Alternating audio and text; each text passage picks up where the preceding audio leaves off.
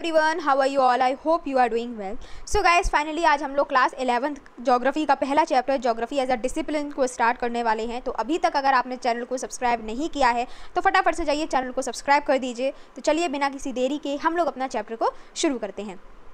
तो जब आप इस चैप्टर को शुरू करेंगे तो आप इसमें ये पाएंगे कि इस चैप्टर में बेसिकली आपको geography as a subject introduce करवाया जा रहा है. ठीक है, इस चैप्टर में ऐसे ज़्यादा कुछ एडवांस है नहीं. ठीक है, इसमें आपको बेसिकली जो बच्चे क्लास 10th से 11th में आए हैं तो आपको बताया जाएगा कि ज्योग्राफी एज अ सब्जेक्ट होता क्या है. ठीक है, ज्योग्राफी सब्जेक्ट में क्या क्या चीज़ें हमको पढ़नी पड़ती हैं. ठीक है, और क्लास 11th में आप बेसिकली फिजिकल ज्योग्राफी को पढ़ने वाले हैं. ठीक है, आप फंडामेंटल्स ऑफ फिजिकल ज्योग्राफी को इसमें पढ़ने वाले हैं. तो चलिए स्टार्ट करते हैं. बहुत ही ज़्यादा इजी चैप्टर है. ठीक है, आपको एक अंडरस्टैंडिंग इससे डेवलप होगी कि इस चैप्टर में हम लोग पढ़ने क्या वाले हैं, बेसिकली ज्योग्राफी होती क्या है, हम लोग ज्योग्राफी पढ़ते क्यों हैं. ठीक है, तो आप लोगों ने अभी तक, ठीक है, जो बच्चे क्लास 10th में आए हैं उन्होंने ज्योग्राफी जो है वो एज अ कॉम्पोनेंट पढ़ी है सोशल स्टडीज़ की. ठीक है, सोशल साइंस में आप लोगों ने एज अ कॉम्पोनेंट पढ़ा है. ठीक है, आपका एक सब्जेक्ट था सोशल साइंस, उसमें आपके डिफरेंट कॉम्पोनेंट्स थे जैसे कि history, political science, economics, geography. ठीक है, तो आपने ज्योग्राफी अभी तक एज अ कॉम्पोनेंट पढ़ी है. लेकिन जब आप अपने क्लास 10th से 11th में आए हैं तो आपको ये देखने को मिला है कि जो आपको कंपोनेंट था ज्योग्राफी, अब वो एक इंडिपेंडेंट सब्जेक्ट बन गया है. ठीक है, अब आपके सामने जो ज्योग्राफी है ये आपका एक इंडिपेंडेंट सब्जेक्ट है और इसमें आप बेसिकली फिजिकल इन्वायरमेंट, ठीक है, फिजिकल ज्योग्राफी के बारे में पढ़ेंगे. ठीक है, क्लास 12th में आप लोग ह्यूमन ज्योग्राफी के बारे में ज़्यादा पढ़ेंगे. ठीक है, तो बेसिकली जब आप ज्योग्राफी पढ़ते हैं तो क्या मैं ऐसा बोल सकती हूँ कि ज्योग्राफी में आपको रिलेशनशिप बताया जाता है between the human activities and physical environment. ठीक है, आपको ज्योग्राफी में इन दोनों ही, ठीक है, ह्यूमन एक्टिविटीज़ और फिजिकल इन्वायरमेंट दोनों का ही रिलेशनशिप बताया जाता है.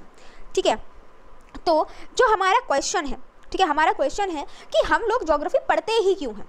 ठीक है, why should we study geography. ठीक है, ज्योग्राफी को पढ़ना ही क्यों है. ठीक है, तो इसके बारे में हम लोग समझेंगे. ठीक है, आराम से समझेंगे. We depend on the resources to sustain ourselves in the surrounding areas. ठीक है, हम सब जानते हैं कि हम लोग अर्थ की सरफेस के ऊपर रहते हैं. ठीक है, हम सब अर्थ पर रहते हैं, तो ये हमारा कर्तव्य बनता है कि हमारे आसपास, हमारे सराउंडिंग्स में क्या क्या चीज़ें हो रही हैं. डेफिनेट सी बात है, जब हमारे सराउंडिंग्स में बहुत सारी चीज़ें हो रही होंगी तो वो हमारे लाइफ पर भी अफेक्ट डालेंगी. ठीक है, हम सब रिसोर्सेज के ऊपर सस्टेन करते हैं. ठीक है, जो भी रिसोर्सेज है हम सब उन रिसोर्सेज के ऊपर डिपेंड है अपने आप को सस्टेन करने के लिए. अगर हम लोग प्रिमिटिव सोसाइटी की बात करते हैं, अगर हम लोग पहले के टाइम की बात करते हैं, एंशियंट सोसाइटीज़ की बात करते हुए अगर, तो आपने देखा होगा कि वो लोग नेचर के ऊपर ज़्यादा डिपेंडेंट थे क्योंकि उस टाइम पर टेक्नोलॉजी इतनी ज़्यादा एडवांस नहीं थी.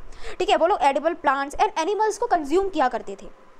ठीक है, लेकिन आप देखेंगे with the passage of time, ठीक है, जैसे जैसे बीतता चला गया तो हम सब देखते हैं कि नई नई टेक्नोलॉजीज़, ठीक है, नई नई एडवांसमेंट सोसाइटी में डेवलप होने लगी. ठीक है, हम लोगों ने आज के टाइम पे बहुत सारी टेक्नोलॉजीज़ को इन्वेंट कर लिया है, डेवलप कर लिया है और इन्वायरमेंट को काफ़ी हद तक मॉडिफाई भी कर लिया है.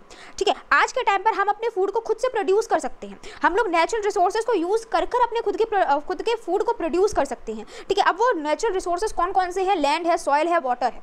ठीक है, हम लोग एग्रीकल्चर कर सकते हैं, लेकिन उस टाइम पर हम लोगों को इतनी नॉलेज नहीं थी कि एग्रीकल्चर कैसे किया जाता है, तो हम लोग क्या किया करते थे? एडिबल प्लांट्स, ठीक है, एनिमल्स, इन सबको ही कंज्यूम किया करते थे. लेकिन जैसे जैसे डेवलप हुई हमारी टेक्नोलॉजी, वैसे वैसे हम लोगों ने नेचर से मिलने वाले रिसोर्सेज को अपनी नीड के अकॉर्डिंग यूज़ करना शुरू कर दिया. ठीक है, we adjust our food habits, clothing according to the prevailing weather conditions. ठीक है, आज के टाइम पर आप देखते हो कि हम लोग अपने फूड हैबिट्स हो गए, क्लॉथिंग हो गए, वो वेदर के अकॉर्डिंग करते हैं. ठीक है, मान लो अगर आप साउथ में हो या अगर आप नॉर्थ में हो तो आप देखते हो कि नॉर्थ में विंटर के टाइम पर जो टेम्परेचर है, जो वेदर है वो अलग हो जाता है, वो डिफरेंट हो जाता है. लेकिन ऑन द अदर हैंड अगर आप साउथ में देखेंगे तो वहाँ पर जो वेदर है आपका वो डिफरेंट हो जाएगा. ठीक है, तो हम लोग अपने लाइफ को एडजस्ट कर रहे होते हैं. ठीक है, there are variations in the natural resource base, technological development, adaptation with the modification of the physical environment, social organisations and the cultural development. ठीक है, तो अगर आप देखेंगे तो आज के टाइम पर भी बहुत सारा वेरिएशन है. ठीक है, नेचुरल रिसोर्सेज में वेरिएशंस देखने को मिलेंगे. ठीक है, टेक्नोलॉजिकल डेवलपमेंट में आपको बहुत सारे मॉडिफिकेशन, बहुत सारे डेवलपमेंट्स देखने को मिलेंगे. यहाँ तक कि आपको कल्चरल डेवलपमेंट हो गए, इन सब में, ठीक है, सोशल ऑर्गेनाइजेशन, यहाँ पर भी आपको वेरिएशंस, डिफ्रेंशिएशन देखने को मिलेंगे.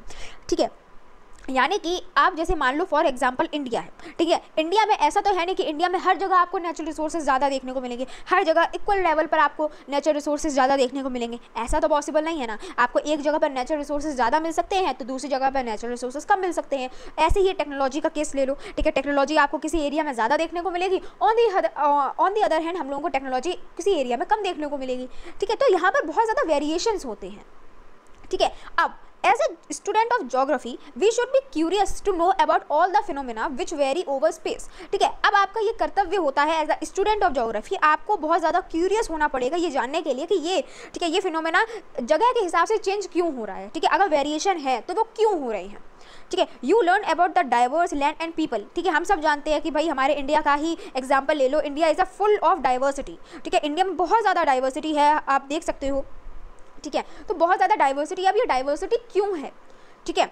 You should also be interested in understanding the changes which have taken place over time, ठीक है, आपको ये भी जानना पड़ेगा कि ये जो चेंजेस ओवर द टाइम हो रहे हैं, पहले हम लोग नेचर के ऊपर डिपेंड थे, अब हम लोग टेक्नोलॉजी आ गई है तो अब हम लोग नेचर रिसोर्सेज को यूज़ कर ही अपना फूड खुद से प्रोड्यूस कर पा रहे हैं, तो ये जो चेंजेस आई हैं वो कैसे आई हैं, ठीक है, तो ये भी आपको जानना पड़ेगा। Geography equips you to appreciate diversity and investigate into the causes responsible for creating such variations over time and space, ठीक है, तो आपको ये जानना पड़ेगा कि क्या क्या causes हो रहे हैं जिसकी वजह से ये सब variations over the time and space आते जा रहे हैं, ठीक है। You will develop skills to understand the globe converted into maps, ठीक है, आपको अपनी स्किल्स को डेवलप करना पड़ेगा ग्लोब को मैप में कन्वर्ट करने के लिए, जी हाँ, ठीक है।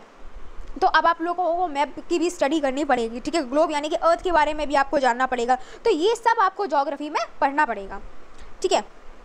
जैसे जैसे टेक्नोलॉजी बढ़ती गई हम लोगों ने बहुत सारे साइंटिफिक टेक्निक्स को इन्वेंट करना शुरू कर दिया, जैसे कि GIS हो गया, कंप्यूटर कार्टोग्राफी, ये सारी चीज़ें, तो ये बताती हैं कि जैसे जैसे हम लोग मॉडर्नाइजेशन की तरफ आते जा रहे हैं, जैसे जैसे हम लोग टेक्नोलॉजी को डेवलप करते जा रहे हैं, वैसे वैसे हम लोग काफ़ी ज़्यादा नेचर को मॉडिफाई करना शुरू कर देते हैं, ठीक है। अब पहला क्वेश्चन तो हम लोगों को पता चल गया, ठीक है। अब दूसरा क्वेश्चन ये है दैट व्हाट इज ज्योग्राफी, ठीक है, आपने ये तो बता दिया, लेकिन अब हमें ये बताओ कि ज्योग्राफी होती क्या है, ठीक है। हम सब जानते हैं कि अर्थ हमारा घर है, ठीक है, अर्थ के ऊपर छोटे हो बड़े हो सभी प्रकार के क्रिएचर्स, ठीक है, सभी प्रकार के एनिमल्स, इंसेक्ट्स, बर्ड्स सब रहते हैं, ठीक है। ऑल्सो अगर हम लोग बात करते हैं तो earth surface is not a uniform, ठीक है, हम सब जानते हैं कि अर्थ सर्फेस जो है यूनिफॉर्म नहीं है, यानी कि हर जगह एक जैसा अर्थ सर्फेस नहीं है, कहीं आपको माउंटेन्स देखने को मिलेंगे, कहीं आपको हिल्स देखने को मिलेंगे, ठीक है, कहीं आपको वैलीज देखने को मिलेंगे, कहीं आपको प्लेट्यूज देखने को मिलेंगे, ओशंस, लेक, डेजर्ट, ठीक है, कहीं आपको एनिमल्स देखने को मिलेंगे, तो आप खुद देख लो कि भाई हमारे फिजिकल फीचर्स में भी वेरिएशंस हैं, ठीक है ना। और आप देखोगे कि कभी कभार तो ये भी होता है कि सोशल और कल्चरल फीचर्स में भी वेरिएशंस देखने को मिलते हैं, जैसे कि आज के टाइम पर अगर आप बात कर लो तो विलेजेस हैं, cities, roads, railway, ports, markets, ठीक है, बहुत सारे एलिमेंट्स ऐसे हैं जिसको ह्यूमंस ने क्रिएट किए हैं, ठीक है, तो ये सब किस में आ जाएंगे, ये सब आपके कल्चरल डेवलपमेंट में आ जाएंगे, ठीक है, okay. This variation provides a clue to the understanding of the relationship between the physical environment and social and cultural features, ठीक है, यहाँ पर आपको बताया गया है कि ये जो वेरिएशन हो रहा है, ठीक है, आप देख लो, आप देख सकते हो कि कहीं पर आपका यूनिफॉर्मिटी नहीं है, ठीक है, कहीं पर आपको माउंटेन्स देखने को मिलेंगे, कहीं पर फिजिकल फीचर्स आपको देखने को मिलेंगे। On the other hand you can also see the cultural development, ठीक है, the variations in a cultural development, तो आप ये भी देख सकते हो कि वेरिएशंस जो हैं, ठीक है, इससे हमको ये पता चलता है कि भाई फिजिकल इन्वायरमेंट और सोशल और कल्चरल फीचर्स के बीच में रिलेशनशिप कैसा है, ठीक है। इससे हमको ये समझ में आता है कि जो फिजिकल इन्वायरमेंट है ना, ये ह्यूमंस को एज अ स्टेज प्रोवाइड करती है, ठीक है, जिसके ऊपर हम लोग ड्रामा क्रिएट करते हैं, जिसके ऊपर हम लोग ड्रामा कर सकते हैं, drama in the sense drama वाला नहीं है, ठीक है, ड्रामा यानी कि हम उस स्टेज को यूज़ करके बहुत सारे मॉडिफिकेशंस कर सकते हैं, ठीक है, और उसी स्टेज को यूज़ करके आज हम लोग टूल्स बना रहे हैं, टेक्निक्स बना रहे हैं, ठीक है, हम बहुत सारी चीज़ों को इन्वेंट कर रहे हैं, ठीक है, तो आपको ये समझ में आ रहा होगा कि आज के टाइम पर रिलेशन कैसा है इन दोनों के बीच में, ठीक है।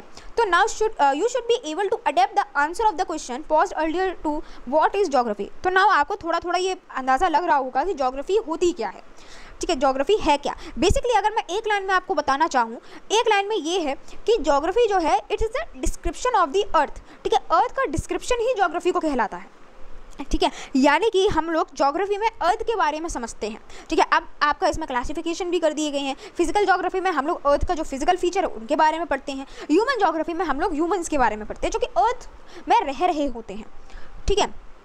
अब ये जो ज्योग्राफी है, ठीक है, 1 मार्क में इंपॉर्टेंट है, याद रख लेना, ठीक है। तो जो आपका ज्योग्राफी टर्म है ये आपका इरेटोस्थनीज ने दिया था, जो कि एक ग्रीक स्कॉलर थे, ठीक है। अब ये जो ज्योग्राफी है इसका रूट क्या है, ठीक है, ये दो वर्ड से मिलकर बने हैं, ठीक है, दोनों ही ग्रीक वर्ड्स हैं, ग्रीक लैंग्वेजेस हैं। जियो मीन्स होता है अर्थ और ग्राफोस का मीन्स होता है डिस्क्रिप्शन, ठीक है। तो ज्योग्राफी का मीन्स क्या होता है, डिस्क्रिप्शन ऑफ द अर्थ, ठीक है, यानी कि अर्थ का हम लोग डिस्क्रिप्शन पढ़ते हैं, ठीक है, और क्या क्या क्लासिफिकेशन इसमें भी होते हैं वो भी मैंने आपको बता दिया, okay. Put together they mean description of the अर्थ। वही चीज़ है, यानी कि अगर हम लोग इसे साथ में मिलाएंगे तो ही हमको ये पता चलेगा कि हम लोग इसमें अर्थ के डिस्क्रिप्शन के बारे में पढ़ते हैं। ठीक है, the earth has always been seen as the abode of the human beings and thus scholars define geography as the description of the earth as the abode of human beings। ठीक है, अब क्योंकि जो अर्थ है हमारा वो as the abode of human beings है, यानी कि ह्यूमन बींग्स का घर है। ठीक है, abode यानी कि घर या होम। ठीक है, तो ह्यूमन बींग्स का घर क्या है? अर्थ। ठीक है, अर्थ के ऊपर हम लोग रहते हैं। तो जितने भी स्कॉलर्स हैं, ठीक है, जितने भी आपके स्कॉलर्स हैं, उन्होंने ज्योग्राफी को कैसे डिफाइन किया है कि geography is the description of the earth as the abode of human beings. ठीक है, अब ज्योग्राफी अगर हम लोग और भी ज़्यादा इन डिटेल पढ़ते हैं तो आपको ये समझना पड़ेगा कि अर्थ जो है ये एक मल्टी डायमेंशनल है, यानी कि हम सिर्फ एक नज़रिए से अर्थ को नहीं समझ सकते, हम सिर्फ एक नज़रिए से ज्योग्राफी को पूरी तरीके से नहीं समझ सकते। ठीक है, ज्योग्राफी हो गया, अर्थ हो गया, ये मल्टी डायमेंशनल है। ठीक है, इनके अलग अलग सोचने का, इनको अलग अलग समझने का अलग अलग तरीका होता है। ठीक है, इनकी अलग अलग डायमेंशनल है।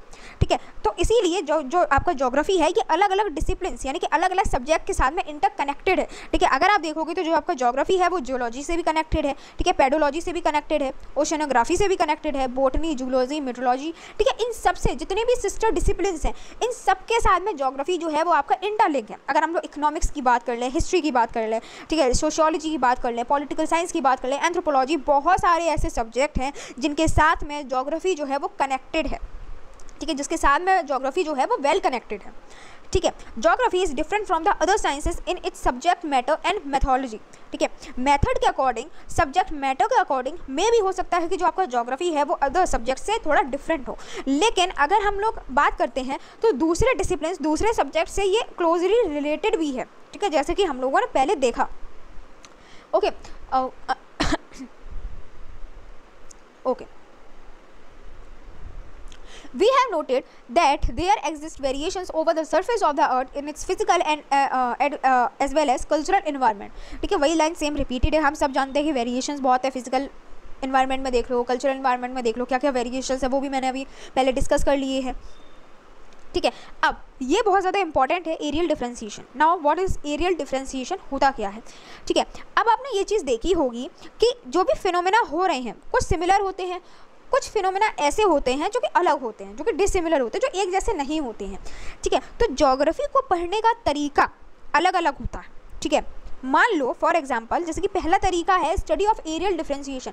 ठीक है, आप ज्योग्राफी को ऐसे भी पढ़ सकते हो, आप एरियल डिफरेंशिएशन के बेसिस पर ज्योग्राफी को पढ़ सकते हो। ठीक है, फॉर एग्जांपल मान लो आपका ये एक एरिया है, मैं एरियल डिफरेंशिएशन के अकॉर्डिंग इस ज्योग्राफिकल एरिया को कैसे पढ़ूंगी। ठीक है, फॉर एग्जांपल मान लो एक ये आपका ये एरिया है, ठीक है, आपका एक ये एरिया है। अब मान लो यहाँ पर चीज़ें अलग हो रही हैं, यहाँ पर चीज़ें अलग हो रही हैं, यहाँ पर अलग चीज़ें हो रही हैं, जैसे कि फॉर एग्जांपल यहाँ पर अलग टाइप की क्रॉप ग्रो हो रही है। ठीक है, यहाँ पर अलग टाइप की क्रॉप ग्रो हो रही है। अब ये वेरिएशंस क्यों हो रहे हैं? ठीक है, ठीक है, तो वही इसमें बताया जा रहा है कि एरियल डिफरेंशिएशन के अकॉर्डिंग भी जो ज्योग्राफी होती है उसको हम लोग पढ़ सकते हैं एरिया के बेसिस पर। ठीक है, अब एक एरिया दूसरे एरिया से कैसे डिफरेंट है वो हम लोग एरियल डिफरेंशिएशन में पढ़ते हैं। ठीक है, अब जो आपके ज्योग्राफिकर्स होते हैं, ठीक है, जो आपके ज्योग्राफिकर्स होते हैं वो क्या करते हैं, वो ये जो वेरिएशंस हो रहे हैं, ये जो फिनोमेना हो रहे हैं, वो इस हिसाब से नहीं पढ़ते कि वेरिएशंस ही हो रहे हैं, वो इस हिसाब से भी इन एरियाज़ को पढ़ते हैं कि जो एरिया में ये जो डिफरेंशिएशन हो रहे हैं इनके क्या कॉजेस है, ये क्यों हो रहे हैं और इनका इफेक्ट क्या पड़ने वाला है उस एरिया के ऊपर। फॉर एग्जाम्पल अगर मैं बात करूँ जैसे कि क्रॉपिंग पैटर्न हो गया। ठीक है, अब मान लो फॉर एग्जांपल नॉर्थ का एरिया है, तो नॉर्थ के एरिया में आपका अलग क्रॉप ग्रो होगा, साउथ के एरिया में आपका अलग क्रॉप ग्रो होगा। अब ये एरिया के बेसिस पर कैसे डिफरेंशिएशन करोगे क्रॉप्स का। ठीक है, अब आप ऐसे डिफरेंशिएशन करोगे कि दीदी जो वेरिएशंस हो रहे हैं जो सॉइल में, ठीक है, जो सॉइल में जो वेरिएशन है वो अलग है, यानी कि नॉर्थ में कुछ अलग टाइप की सॉइल मिलेगी, साउथ में कुछ अलग टाइप की सॉइल मिलेगी। क्लाइमेट का भी तो इफेक्ट होता है, क्लाइमेट नॉर्थ में अलग होगा, साउथ में अलग होगा। ठीक है, डिमांड ऑफ मार्केट्स नॉर्थ में अलग होगी, साउथ में अलग होगी। तो क्या मैं ऐसे बोल सकती हूँ कि नॉर्थ का एरिया जहाँ पर ये क्रॉपिंग पैटर्न हो रहा है या फॉर एग्जाम्पल कुछ भी हो रहा हो, वहाँ का एरिया एक दूसरे एरिया से कैसे अलग है। ठीक है, सॉइल के बेसिस पर भी हो सकता है, क्लाइमेट के बेसिस पर भी हो सकता है, डिमांड ऑफ मार्केट हो सकता है, वो जो क्रॉप है उसकी डिमांड नॉर्थ में ज़्यादा हो, साउथ में उस क्रॉप की डिमांड कम हो। ठीक है, अब फार्मर की कैपेसिटी को भी देख ली जाती है कि भाई फार्मर के पास में कितनी कैपेसिटी है, वो कितना इन्वेस्ट कर पाए। ठीक है, क्या क्या टेक्नोलॉजी को वो यूज़ कर सकता है, कितनी टेक्नोलॉजी उसके पास अवेलेबल है। ठीक है, तो ये कुछ तरीके होते हैं जिसकी वजह से एक एरिया दूसरे एरिया से कैसे डिफरेंट हो सकता है इससे और भी अलग तरीके हों। ठीक है, ये तो सिर्फ आपको एक क्रॉपिंग पैटर्न का एग्जाम्पल दे दिया गया है कि एक एरिया का क्रॉपिंग पैटर्न दूसरे एरिया के क्रॉपिंग पैटर्न से कैसे डिफरेंट होगा। ठीक है, मे भी हो सकता है इससे और भी ज़्यादा डिफरेंट वेरिएशंस हो, ठीक है, डिफरेंट फैक्टर्स हो। ठीक है। तो यहाँ पर आपको बताया जा रहा है कि एक फिनोमिना हो गया वो दूसरे फिनोमिना से कैसे अलग है, ठीक है, उनका रिलेशन कैसा है, हो सकता है दो फिनोमिना हो, दो से ज़्यादा फिनोमिना हो, तो वो आपस में कैसे अलग हैं, इसमें हम लोग पढ़ते हैं एरियल डिफरेंशिएशन, ठीक है। एरियल डिफरेंशिएशन में हम लोग इस बात की स्टडी करते हैं कि एक एरिया दूसरे एरिया से कैसे डिफरेंट होता है, ठीक है। अ geographer explains the phenomena in the frame of cause and effect relationship as it doesn't only help in interpretation but also foresees the phenomena in future, ठीक है। अब ऐसा नहीं है कि वेरिएशन हो रहे हैं, अब वो वेरिएशन हो क्यों रही है, उसका कॉज प्लस उसका इफेक्ट क्या होने वाला है आज, और फ्यूचर में उस चीज़ का क्या इफेक्ट होने वाला है, ये भी हम लोगों को पता लगाना पड़ता है, ठीक है। Okay, the geographical phenomena both the physical and human, ठीक है, यहाँ पर फिजिकल फिनोमिना की भी बात की गई है, ह्यूमन फिनोमिना की भी बात की गई है। ये स्टैटिक नहीं है, ये डायनामिक है। ज्योग्राफी जो सब्जेक्ट है आपका, ये एक डायनामिक सब्जेक्ट है, टाइम के अकॉर्डिंग चेंज होता रहता है, ठीक है। मान लो जिस एरिया में अभी आज हम लोग हैं, हो सकता है कल को उस एरिया में माउंटेन हो जाए, ठीक है, माउंटेन बिल्डिंग फॉर्मेशन हो जाए, माउंटेन हो जाए, ठीक है। तो ज्योग्राफी क्या है, ये तो एक फिजिकल फीचर का एक एग्जाम्पल था।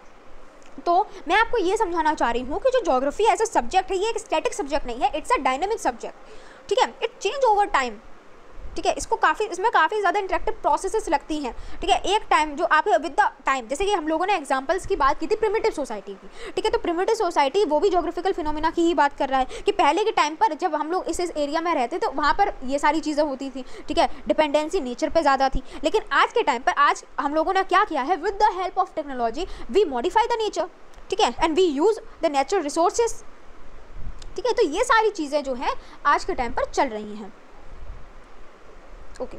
तो यही आपको एग्जाम्पल बताया गया है कि प्रिमिटिव ह्यूमन सोसाइटी जो है वो डायरेक्टली डिपेंडेंट थी, लेकिन आज के टाइम पर हम लोगों ने क्या किया है, आज के टाइम पर तो हम लोगों ने आपके टेक्नोलॉजी को मॉडिफाई कर लिया है, ठीक है, टेक्नोलॉजी के थ्रू नेचर को मॉडिफाई कर लिया है, ठीक है, ओके। तो क्या मैं ऐसा बोल सकती हूँ, with the study of nature and human integration as a integrated whole, ठीक है, human is a integral part of a nature and nature has the imprints of human, ठीक है। बहुत ही ब्यूटीफुल सी लाइन है, ठीक है, आपको इसको ज़रूर अपने आंसर राइटिंग में यूज़ करनी है। इसमें क्या बताया जा रहा है कि जो ह्यूमन है ये आपका एक इंटीग्रल पार्ट है नेचर का, ठीक है, और नेचर के भी इम्प्रिंट्स है ह्यूमन पर। अब नेचर के इम्प्रिंट्स कैसे हैं ह्यूमन पर, वो आपको इस पैराग्राफ में बताया जाएगा। जैसे कि नेचर के इम्प्रिंट्स की अगर हम लोग एग्जाम्पल्स की बात करते हैं, हम लोगों ने अपना फूड, क्लॉथिंग, शेल्टर, ऑक्यूपेशन, इन सभी को अगर ध्यान से नोटिस किया हो तो हम लोग क्या करते हैं, जैसे फॉर एग्जांपल एक एरिया में कैसा वेदर होगा, ठीक है, ये एक नेचर है, ठीक है, कैसा नेचर मतलब कैसा वेदर होगा, तो उस वेदर के अकॉर्डिंग हम लोग फूड क्रॉप ग्रो करते हैं, ठीक है, उस वेदर के अकॉर्डिंग हम लोग कपड़े पहनते हैं, ठीक है, उस वेदर के अकॉर्डिंग हम लोग रहते हैं, उस वेदर के अकॉर्डिंग हम लोग ऑक्यूपेशन, वेदर ही नहीं बहुत सारे एग्जांपल्स है, जैसे कि फूड एंड क्लॉथिंग तो परफेक्ट एग्जांपल हो सकता है वेदरिंग का, लेकिन मैं आपको ये बताना चाह रही हूँ कि हम लोग कैसे नेचर के इम्प्रिंट्स को देखते हैं, ठीक है। तो इसमें ये बताया जा रहा है, अब उसी इम्प्रिंट्स को हम लोगों ने क्या किया है, मॉडिफाई कर लिया है आज की डेट में, ठीक है। As you already know the present society has passed the stage of primitive societies which were directly depend on intermediate physical environment and subsistence, ठीक है, सेम लाइन रिपीटेड है। Present society have modified their natural environment by inventing and using technology and has thus have expanded the horizon of their operation by appropriating and utilizing the resources provided by the nature। तो उन्हीं जो nature के द्वारा हमको जो natural resources मिल रहे थे, उन्हीं नेचुरल रिसोर्सेज को हम लोगों ने यूज़ कर आज के टाइम को मॉडिफाई कर लिया है। फॉर एग्जांपल लैंड हो गया, सॉइल हो गया, वाटर हो गया, ठीक है, उन सभी को यूज़ करके आज हम लोग एग्रीकल्चर कर रहे हैं, ठीक है। बेस्ट एग्जाम्पल इससे ज़्यादा क्या होगा, ठीक है। With the gradual development of technology, human beings able to loosen the shackles of their physical environment, ठीक है, जैसे जैसे टेक्नोलॉजी बढ़ती जा रही है वैसे वैसे नेचर का इम्पैक्ट ह्यूमन पर कम देखने को मिल रहा है। Technology help in reducing the highness of labour, increase labour efficiency and providing leisure to the human beings to attend to the higher needs of the life. It also increase the scale of production and mobility of labour. तो इसमें आपको यही बताया जा रहा है कि कैसे टेक्नोलॉजी ने हम लोगों को हेल्प की है टू मॉडिफाई, ठीक है। इसमें आपको बोला जा रहा है the interaction between the environment and human beings has been very, इसमें बेसिकली आपको ये बताया जा रहा है, ओके। अब आपको इसमें बताया जा रहा है इस पैराग्राफ में, तो आपको ये बताया जा रहा है कि आप ह्यूमन और नेचर के अगर रिलेशनशिप को देखेंगे तो वो और ज़्यादा ब्यूटीफुली कैसे डिस्क्राइब किया गया है। जैसे कि इसमें एक ब्यूटीफुल सी पोइम दी गई है, यू क्रिएटेड द सॉइल। अब ये नेचर की बात हो रही है कि नेचर ने सॉइल को बनाया, उसी सॉइल को यूज़ करके ह्यूमन्स ने कप को बना लिया, ठीक है। नेचर ने नाइट, अंधेरे को बनाया, उसी नाइट को यूज़ कर कर हम लोगों ने उसी चीज़ को समझकर ह्यूमंस ने क्या किया, लैंप बना लिए, लाइट बना लिए। ठीक है। नेचर ने एनिमल्स को बनाया, हिली टेरेंस, माउंटेन्स, डेजर्ट, इन सब को बनाया। और ह्यूमंस ने क्या बनाया, ह्यूमंस ने फ्लावर बेड्स बनाए, गार्डन्स बनाए। तो ये सारी चीज़ें आपको ये शो कर रही हैं कि ह्यूमन और नेचर का रिलेशनशिप ये आपको दिखाया गया है। प्लस नेचर को कितना मॉडिफाई कर लिया है ह्यूमन ने। ठीक है। नेचर का जो भी रिसोर्स है उसको कैसे मॉडिफाई कर लिया है हमारे ह्यूमंस ने। ठीक है। Human beings have claim there contribution using natural resource with the help of technology. Human, देखो यहाँ पर एक बहुत ही ज़्यादा ब्यूटीफुल लाइन दी गई है, मैं उसको हाईलाइट कर देती हूँ। With the help of technology human beings move from the stage of necessity to the stage of freedom. ठीक है। यानी कि आपको बताया गया है कि नेचर ने ह्यूमंस ने टेक्नोलॉजी की मदद से जो हमारी एक स्टेज थी जहाँ पर हम लोग नेचर के ऊपर डिपेंड थे, ठीक है, हमारी नेसेसिटी ही नेचर से मिलती थी हम लोगों को, तो उस चीज़ को ह्यूमन बींग्स ने कैसे टेक्नोलॉजी के थ्रू कन्वर्ट कर दिया। यानी कि अब हम लोग स्टेज ऑफ फ्रीडम पर आ गए हैं। अब हम लोग नेचर के ऊपर डिपेंड नहीं है। अब हम लोग क्या कर रहे हैं, अब हम लोग टेक्नोलॉजी के थ्रू हम लोग अब नेसेसिटी से लेकर के अब हम लोग स्टेज ऑफ फ्रीडम पर आ गए हैं। ठीक है। They have put their imprints everywhere and created a new possibilities in a collaboration with nature। ठीक है। अब आपको ह्यूमनाइज्ड नेचर देखने को मिलेगा। ठीक है। The space got organised with the help of means of transport and communication network. ठीक है। यहाँ पर आपको बताया जाएगा कि अब बेसिकली आपको क्या देखने को मिलेगा, जहाँ भी आपको स्पेस देखने को मिलेगी वहाँ पर आप ट्रांसपोर्टेशन देखोगे। ह्यूमंस क्या करते हैं, जहाँ पर भी उनको अगर स्पेस देखने को मिलेगी तो वहाँ पर ये ट्रांसपोर्टेशन नेटवर्क लगा देते हैं, ऑर्गेनाइज़ कर देते हैं। वहाँ पर ये कम्युनिकेशन नेटवर्क को ऑर्गेनाइज़ कर देते हैं। वहाँ पर ये लोग रूट्स, नोड्स, ये सारी चीज़ों को इंटीग्रेट करवा देते हैं। तो आपको ये चीज़ देखने को मिल रही है कि ह्यूमंस क्या कर रहे हैं आज के टाइम पर, नेचर को काफ़ी ज़्यादा ऑर्गेनाइज कर रहे हैं। जहाँ पर भी उनको स्पेस मिलेगी वहाँ पर ये लोग क्या कर देंगे, वहाँ पर ये लोग टेक्नोलॉजी को आपका लगा देंगे। ठीक है। और बेसिकली ज्योग्राफी में हम लोग यही पढ़ते हैं, geography studies the spatial organisation and the spatial integration. ठीक है। ज्योग्राफी में हम लोग स्पेशल ऑर्गेनाइजेशन यानी कि एक स्पेस को कैसे ऑर्गेनाइज किया गया है, एक स्पेस को कैसे इंटीग्रेट करवाया गया है, ये भी हम लोग ज्योग्राफी के अंदर पढ़ते हैं। ठीक है। अब ज्योग्राफी एज अ डिसिप्लिन में आप 3 टाइप के क्वेश्चन से डील करते हो। पहला क्वेश्चन है व्हाट, दूसरा क्वेश्चन है वेयर, तीसरा क्वेश्चन है आपका व्हाई। ठीक है। व्हाट यानी कि जो भी फीचर आपको देख रहा है, जो भी फीचर, जो भी नेचुरल फीचर या जो भी कल्चरल फीचर आपको दिख रहा है, जो भी पैटर्न दिख रहा है, आप सबसे पहले ये पूछते हो, आपका ये क्वेश्चन होता है कि ये क्या है। ठीक है। और दूसरा क्वेश्चन आप ये बोलते हो कि वो चीज़ कहाँ है। ठीक है। जो भी नेचर या जो भी ह्यूमन या जो भी कल्चरल फीचर हम लोगों को देखने को मिल रहा है उसका डिस्ट्रीब्यूशन बताता है कि वो चीज़ कहाँ है। तो पहला और जो दूसरा क्वेश्चन है वो हमको कोई भी फीचर हो गया, कोई भी नेचुरल फीचर हो गया, कोई भी कल्चरल फीचर हो गया, उसका लोकेशन बताता है। ठीक है। लेकिन अगर हमको साइंटिफिक अप्रोच समझनी है ज्योग्राफी की, अगर हम लोगों को ज्योग्राफी में साइंटिफिक टच देना है तो हम लोग क्या करेंगे, हम लोग थर्ड क्वेश्चन को उसमें इन्वॉल्व कर देंगे, वो होगा व्हाई। यानी कि ये चीज़ क्यों है। फॉर एग्जांपल माउंटेन है तो माउंटेन क्यों है। ठीक है। तो ये क्या है, माउंटेन क्यों है, तो वो अपने आप में एक डिफरेंट टॉपिक हो जाएगा। ठीक है। तो ये क्या है, ये आपका एक साइंटिफिक टच दे रहा है ज्योग्राफी में। ठीक है। तो आप इसमें ये तीनों चीज़ें, ये तीनों सेट ऑफ क्वेश्चंस भी पढ़ते हो। ठीक है। Geography as a discipline is related to the space and takes note of spatial characteristics and attributes. It study the pattern of distribution, location and concentration of phenomena over space and interprets them, providing explanation for these patterns. ठीक है। Geography में आप ये सारी चीज़ें तो पढ़ते ही हो कि इसका डिस्ट्रीब्यूशन कैसे है। फॉर एग्जाम्पल कोई भी पैटर्न है, ठीक है, आप उसका डिस्ट्रीब्यूशन पढ़ते हो, उसकी लोकेशन पढ़ते हो, ठीक है, उसका कंसंट्रेशन पढ़ते हो, साथ में आप ये भी पढ़ते हो कि वो चीज़ क्यों है, उसका एक्सप्लेनेशन भी पढ़ते हो। ठीक है। It takes note of the association and inter relationship between the phenomena over space and interprets them, providing explanation for these patterns. ठीक है। तो आप बेसिकली उस चीज़ का रिलेशन पढ़ते हो। ठीक है। उस फिनोमिना का रिलेशन पढ़ते हो। It also takes note of the association and interrelation between the phenomena resulting from the dynamic interaction between human beings and the physical environment. ठीक है, तो आप बेसिकली इंटर रिलेशनशिप पढ़ते हो ह्यूमन बींग्स और इन्वायरमेंट के अंदर। ठीक है, तो विद दिस हम लोगों का पार्ट 1 कंप्लीट हो गया है। पार्ट 2 में हम लोग geography as a integrated discipline से स्टार्ट करेंगे। ठीक है, आई होप पार्ट 1 आपको पसंद आया हो। अगर पसंद आया हो तो इस वीडियो को लाइक ज़रूर कर दीजिएगा और चैनल को बिल्कुल भी सब्सक्राइब करने से मत भूलना। ठीक है, तब तक के लिए थैंक यू।